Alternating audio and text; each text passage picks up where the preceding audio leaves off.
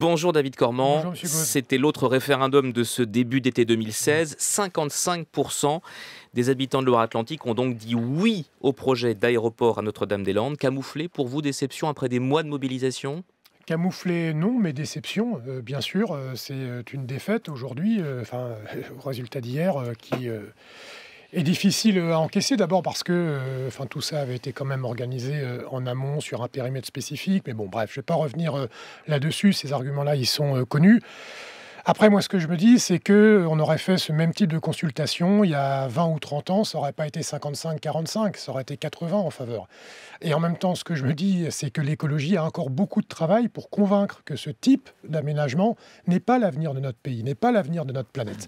Et donc, on a besoin de plus d'écologie, d'encore plus de mobilisation. Et puis, dernier point, si le non l'avait emporté, je pense que ça clôturait le débat, mais le fait que le oui l'ait emporté ne résout pas la question, parce qu'il reste le problème des recours juridiques, et puis il reste cette contradiction fondamentale entre la COP 21 à laquelle s'est engagée la France et ce projet qui est contradictoire. On va y revenir. Le verdict des urnes donc, et le président de la région Pays de la Loire, les Républicains, Bruno Retailleau, qui vous interpelle ce matin sur France Info. Alors j'ai une question à poser à David Cormand, parce que depuis des semaines, des mois, des années, on nous donne des leçons de démocratie. On a eu un scrutin, le oui l'a emporté, avec une très forte participation, beaucoup plus importante que celle qu'on attendait. Ça donne à ce scrutin une légitimité. Est-ce que, après nous avoir donné des leçons de démocratie, vous appliquerez justement le verdict de la démocratie ? Vous allez continuer à vous opposer ?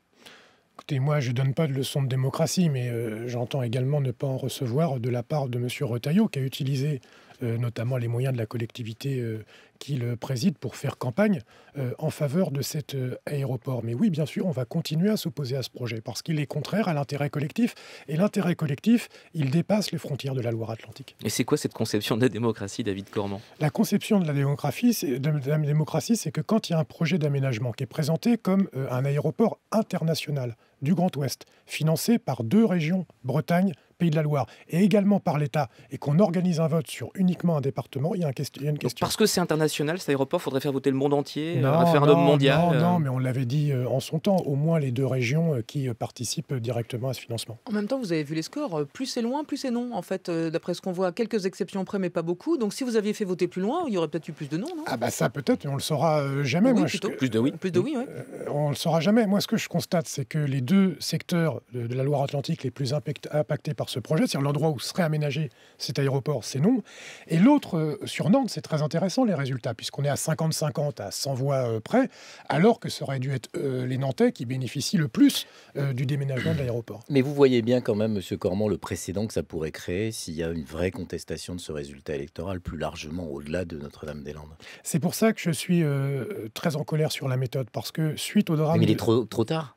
Ben oui, d'accord, mais enfin, c'est pas nous qui avons... Nous, dès le début, on a dit il faut qu'on discute opposants et favorables à l'aéroport pour un périmètre commun, sur des règles du jeu communes, sur une question sur laquelle tout le monde soit d'accord. Parce que l'idée de démocratie environnementale, c'est une belle idée que Ségolène Royal a proposée suite au drame de Sylvain, c'est la mort de Rémi Fraisse. Et on a dévoyé, hélas, cette question de démocratie environnementale pour une raison conjoncturelle. De quoi s'agissait-il ? Il s'agissait d'habiller l'entrée au gouvernement d'un certain nombre d'écologistes. Et Emmanuel donc, Cos, pour régler notamment. un problème conjoncturel, on crée une merde structurelle. Une merde structurelle. Oui, parce que à chaque fois, c'est la même histoire. Quand il y a des difficultés sur les attentats et quoi, on surréagit avec la déchéance de nationalité et l'état d'urgence. C'est-à-dire qu'on est toujours dans le positionnement tactique, alors qu'il faut appréhender ces problèmes-là dans leur globalité et de façon sereine et apaisée. Pour Manuel Valls, c'est réglé. En tout cas, la démocratie a parlé, communiqué hier soir de Matignon. Projet qui doit démarrer à l'automne. Et ceux qui occupent le site devront partir d'ici le début des travaux. Les forces de l'ordre arrivent bientôt pour déloger les zadistes. Écoutez, j'en sais rien, je suis ni ministre de l'Intérieur, ni Premier ministre, mais M. Valls avait dit avant même cette consultation que quel que soit le résultat, il fallait que ce qu'il appelle les zadistes évacuent le site. Ce sera le cas pour vous ? J'en sais rien, on verra, c'est lui qui décidera. Vous serez sur place pour empêcher ça ?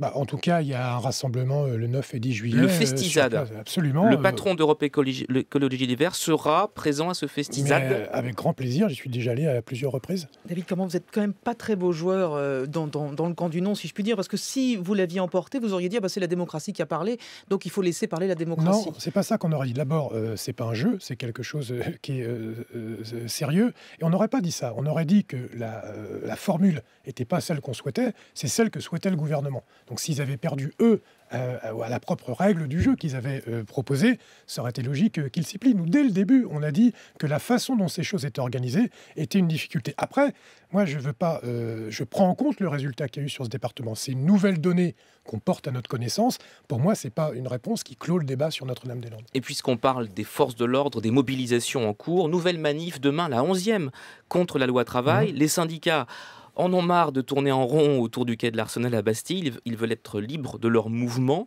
Manifester de nation à Place d'Italie demain, c'est raisonnable ? Mais bien sûr, c'est raisonnable. En tout cas, c'est quand même incroyable que pour essayer de résoudre le problème, pour faire tomber la fièvre, on veuille casser le thermomètre. C'est quand même incroyable dans le moment où on vit qu'on veuille empêcher les gens de manifester. On parlait de démocratie jusqu'à... C'est juste pour éviter que des casseurs se mêlent au cortège, hein ? Non mais d'accord, mais c'est pas parce qu'il y a des casseurs qu'on va empêcher l'ensemble des citoyennes et des citoyens de s'exprimer. C'est quand même un raisonnement qui est complètement hallucinant. Après les épreuves que vient de traverser notre pays, la seule conclusion, c'est moins de démocratie, moins de manifestations, restez terrés chez vous, arrêtez de vous exprimer. Et on parlait de démocratie à l'instant. À l'Assemblée, pourquoi il y a une crise autour de la loi travail ? Parce qu'aujourd'hui, la réalité, c'est que le gouvernement est non seulement minoritaire dans la société, tous les sondages montrent que les Françaises et les Français sont majoritairement opposés à ce projet de loi travail, mais le gouvernement est également minoritaire à l'Assemblée nationale, d'où le 49-3. Et donc, si on parle de démocratie, là, pour le coup, ce sont les institutions de notre République qui, elles, sont pérennes, c'est pas sur un petit coup qu'on organise. Pourquoi insister et persister ? Là, on n'est plus dans une question de détermination, c'est de l'entêtement de la part du gouvernement. Est-ce que vous avez vu cette fresque réalisée à Grenoble sur un mur ? C'est du street art présenté vendredi. On voit 2 policiers en train de matraquer une Marianne au sol. C'est l'État, je crois, brimant la liberté, matraquant la liberté, c'est ça le titre de la fresque. Bernard Cazeneuve demande à Éric Piolle, le maire de Grenoble, de la retirer. Maire écologiste. Écologiste, Éric Piolle. Oui, sans doute une coïncidence de la part de M. Cazeneuve. Que dit le patron du parti ? Déjà, pour vous dire que c'est pas M. Piolle qui a fait ce graphe. Il a beaucoup de talent, mais il n'est pas peintre sur mur. Là, pour être plus sérieux, aujourd'hui, j'apprécie pas que M. Cazeneuve se réfugie derrière les forces de l'ordre et derrière la police pour donner un message politique. Parce qu'en fait, c'est ça dont il s'agit.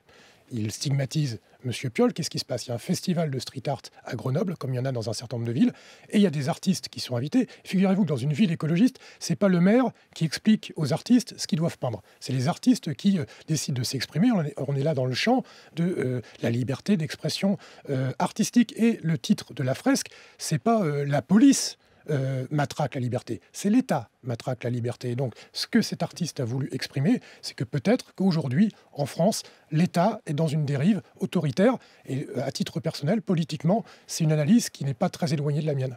D'accord. Et tous les regards se tournent maintenant vers Berlin. Réunion ce soir entre François Hollande, Angela Merkel et Matteo Renzi, l'Italien. Quel doit être le message maintenant des Européens à l'égard des Anglais ?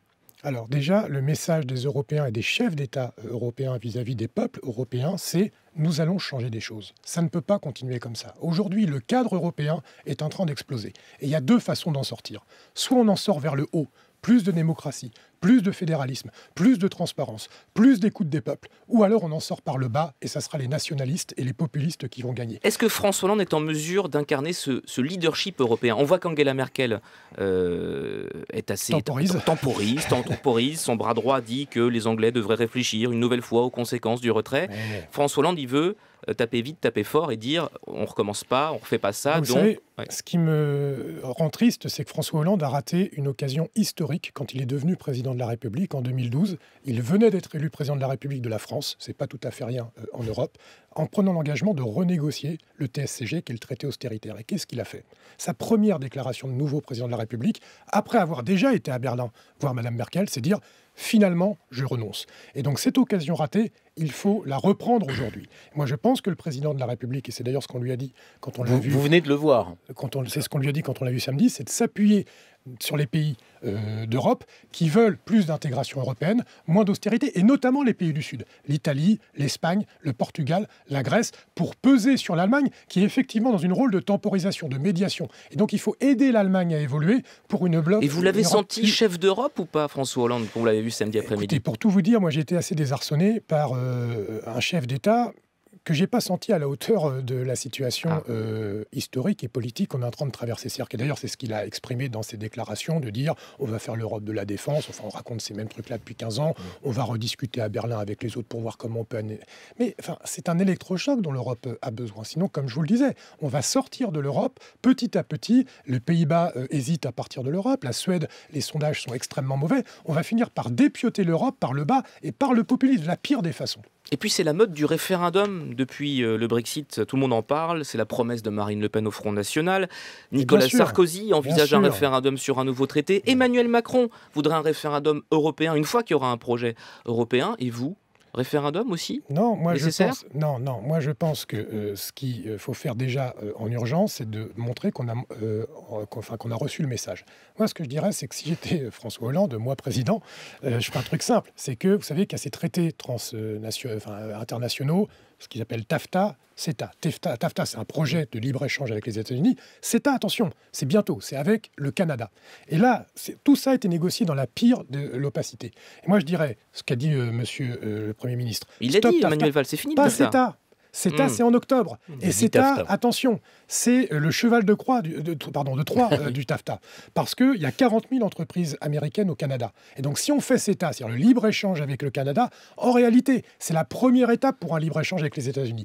Donc ça, il faut donner un gage immédiatement de dire cette Europe-là ultralibérale.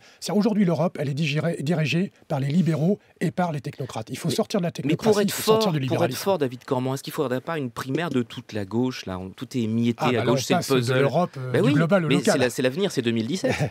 Moi, je ne suis pas convaincu par cette affaire parce que cette histoire de primaire que vous évoquez, il y a un grand malentendu. C'est que moi, ma conviction, c'est que personne qui se revendique de la majorité sortante peut gagner, parce que les Français ont été déçus. Et les Français ont été déçus parce qu'ils ont été trahis. Leur vote a été trahi.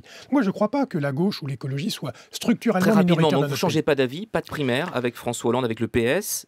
On attend Saint-Nicolas Hulot, on prie pour que Saint-Nicolas Hulot revienne. On prie pour qu'il y ait un projet écologiste, et d'ailleurs il ne suffit pas de prier, il suffit de décider de le faire, qu'il y ait un projet écologiste porté par des écologistes en 2017. Monsieur Cormand, avez-vous été convoqué et entendu par la police dans le cadre de l'enquête préliminaire ouverte par le parquet de Paris dans le cadre de l'affaire Baupin? Non. Non, pas du tout. Non, mais je crois, pour ce que j'en ai compris, que dans un premier temps, ce sont évidemment les femmes victimes qui ont été entendues. Non, parce que Cécile Duflot nous a dit ici qu'elle avait été entendue. Oui. Et ensuite, ces femmes ont parlé des personnes à qui elles en avaient parlé, et c'est petit à petit ces personnes-là qui ont été convoquées. D'accord. Et dernière question, est-ce que Podemos, échec de Podemos en Espagne, ça aussi c'est une leçon pour Europe Écologie Les Verts? Alors attention, parce que moi j'aimerais bien que Europe Écologie Les Verts fasse les scores de Podemos en Espagne. C'est un parti qui a 3 ans et qui fait quasiment jeu égal avec le Parti Socialiste Espagnol qui a 150 ans. Donc il faut relativiser les choses. Après, c'est vrai, une déception. Je pense que c'est un petit enseignement, c'est que lors des dernières élections législatives, peut-être aurait-il été plus judicieux de faire une alliance, certes avec le PSOE, comme ça a été fait d'ailleurs au Portugal, pour donner un débouché aux citoyens espagnols qui souhaitent une gauche plus radicale, des changements plus radicaux, mais qui cherchent aussi des solutions. Vous voyez un lien avec le Brexit ou pas? On se réfugie vers finalement les deux partis traditionnels. On a peur de l'inconnu, justement.